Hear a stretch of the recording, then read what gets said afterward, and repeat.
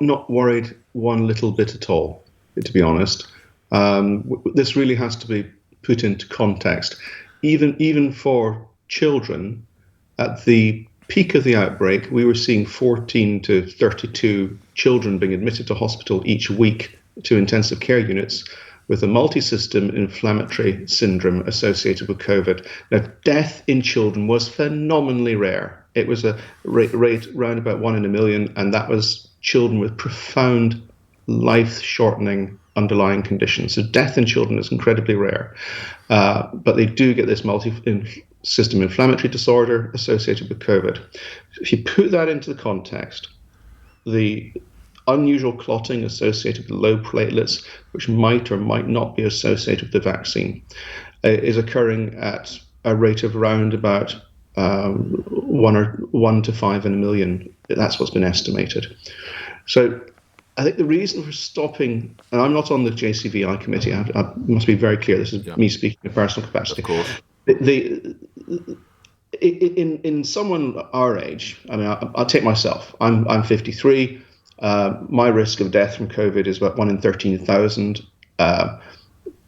For me, it's a no-brainer. I need to have the vaccine. I don't know if you've had the vaccine. I have, and I'm a little bit older than you, but I couldn't get it in my arm quick enough, Professor. Well, I thought you were younger and slimmer than me. So for us, it's thank God you're better at medicine than you are at guessing weight, but do continue. Well, I have not got my reading glasses on. It's a no-brainer for us. This vaccine is safe. But what do I mean by safe? You can look right, look left, look right, again, cross a road. It's safe to cross because you don't see any cars. You can trip, you can stumble.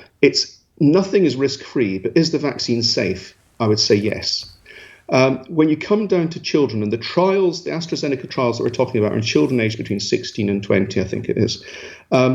If there's the slightest possibility, then it's going to be right that the trial is suspended while people pause and look into the risks. And that's what's happening here. And we saw that pause with other drug trials and other vaccine studies. Here's the thing. You obviously will be able to answer this very swiftly. If there is any concern, why not just administer an aspirin? Because I understand that is a blood thinner anyway. Why not just administer a drug at the same time? Then you've covered all bases, Professor.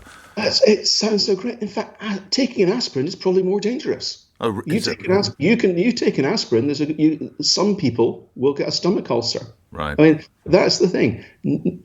Nothing is risk-free. It's trying to balance this risk. So I'm not particularly worried about this pause for the AstraZeneca vaccine.